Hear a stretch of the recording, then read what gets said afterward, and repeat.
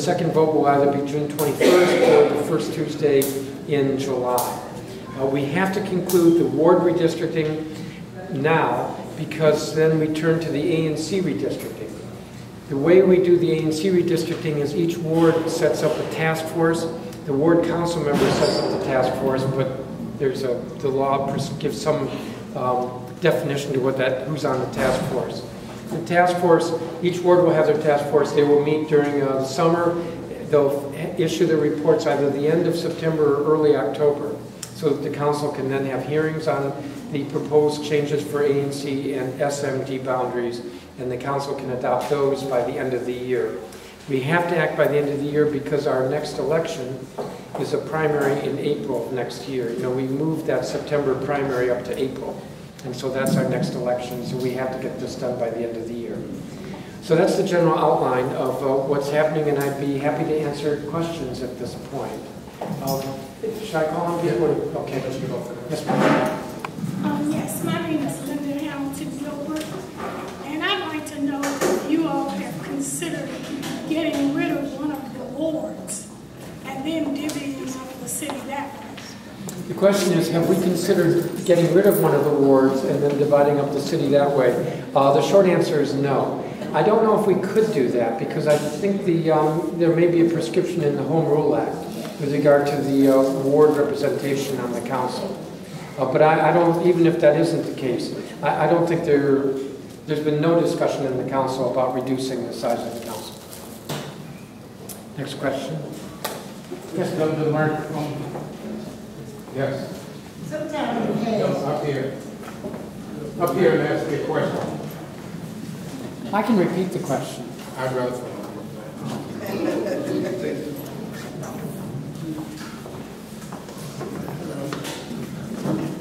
Sometime in the past, they wanted to move Capitol Hill all the way to Southern Avenue, and that was rejected at the time. Now, what bothers me, if they're going to have two council members, and those two different wards that they're going to combine, what happened to the credibility to the present council member, which is already in Ward 7, which is going to get less members from Ward 5 or Ward 6? I mean, Ward 5. I mean, what's going to happen then? How the credibility is going to remain with that present council member, or they're going to give more credibility to the new council member? That's what I want to know, because that's very important to find out. Well, if the issue is what the status is or the stature is of the ward member, to me that's a reason why wards ought to be equal in size. The easiest thing would be for us to take what's called the minimalist approach, which would be just making a couple of minor adjustments to the boundary, leave Ward 7 and 8, the smallest wards, 5% below the average, while I think Ward 3 is 3% above the average. In my view, that reduces the political power of east of the river. And I put it this way, you know, as an at-large council member, when I run for office, I'm paying attention to where the voters are. And if there aren't a whole lot of voters, then I'm going to spend a little bit less time. Actually, I think you know I try to get around the whole city, but that is kind of the way candidates are. So I think it's important that all the wards be equal in size, and I've made this point over and over again, and that's why I think it's important that we get the populations for 7 and 8 up, and certainly not 5% below, ideally either at the average or just above or just below. Well, I'm hoping that it don't get below. Now, I should mention, I talked to Councilmember Alexander last night. I have no idea if anybody said this. You know, she is going out of town dealing with economic development, and so she couldn't be here today, and she was very concerned about what I was going to be saying in her absence. So I got her covered. Tell her to.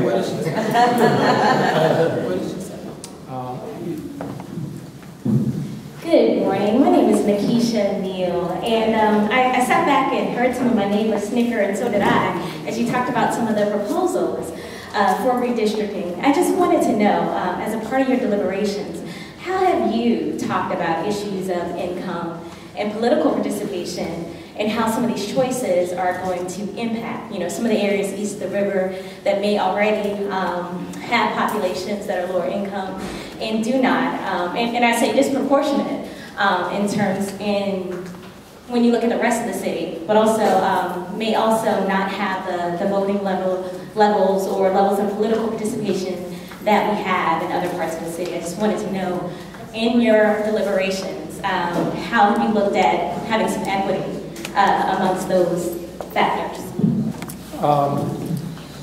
Well, with regard to political, my answer to that is if the wards are pretty much equal in size, then I think that's the fairest way to deal with the political influence.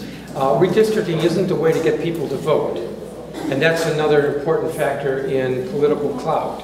So redistricting doesn't deal with apathy, but if the wards are equal in size, then at least they're not, well, I addressed this earlier, you know, there's not one that's small and therefore of less consequence. With regard to income, you know, we got a fair amount of testimony at the 2 hearings that we had in April because of Councilmember Berry's proposal that Ward 8 go across the Anacostia into southwest or near southeast.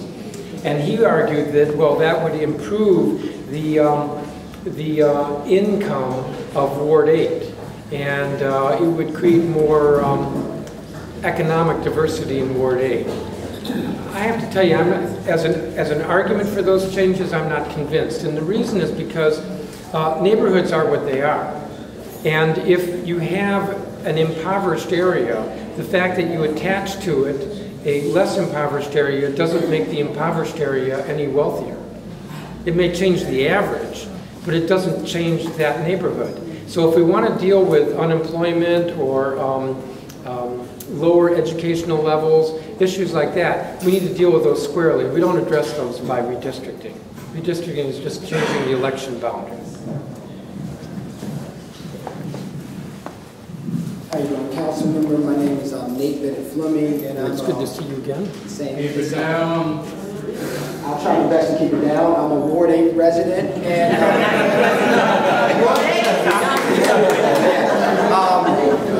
but my question is, and you really just touched on it, so I guess it's a follow-up on the last question. In other districts, redistricting, there's an underlying, analysis that seems to drive the process, and that seems to be partisanship. And here in the district, we tend not to have that problem with 3 to 1. There's 3 Democrats for every 1 Republican. So, is there no place for any underlying demographic analysis in redistricting? I heard your argument that I guess redistricting isn't the place to, solve problems of economic and political inequality. But it seems like in other districts, they do try to solve political problems in terms of partisanship in the way that they district. So, how do we do with that in DC? Well, other jurisdictions, in fact, most jurisdictions in the country that are going through redistricting, they're famous for trying to solve their political problems through redistricting. We're going to get rid of all the Republicans by drawing the lines in very crazy ways. We're going to get rid of a Democrat that we don't like by putting him in the same ward or congressional district with another Democrat so that he'll get defeated. We don't have that.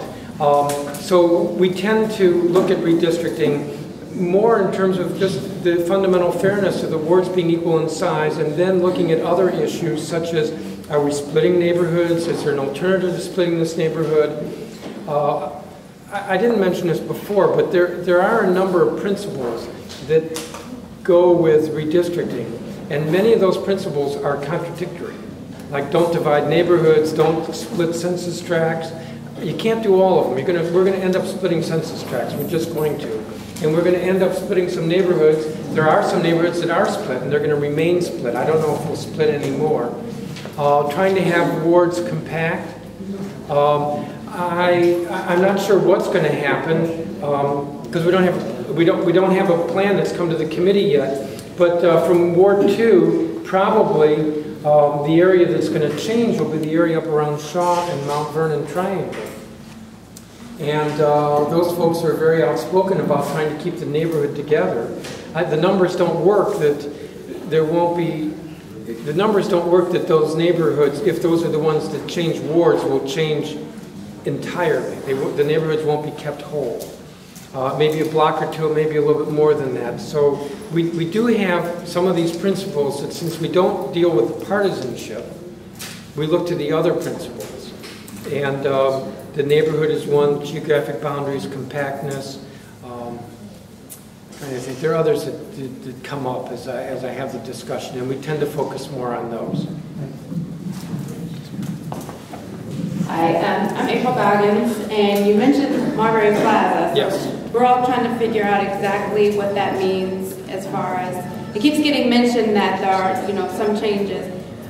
So the question from tenants there is would one of the moves leave Marbury Plaza as the only part of that neighborhood that is still in Ward 7 versus joining Ward 8? Because as you know, Good Hope Road is that boundary line right in front of us.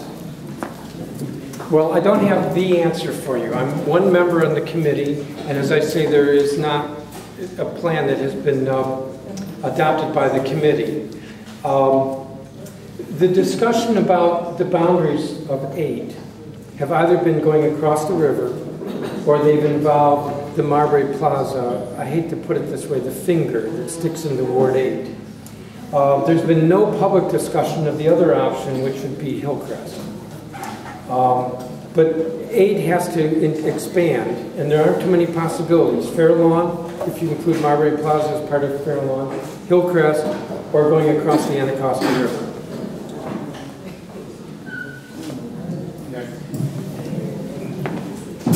Good morning. Good morning. My name is Alan Green, and I represent Kingdom Hall. And you know Kingdom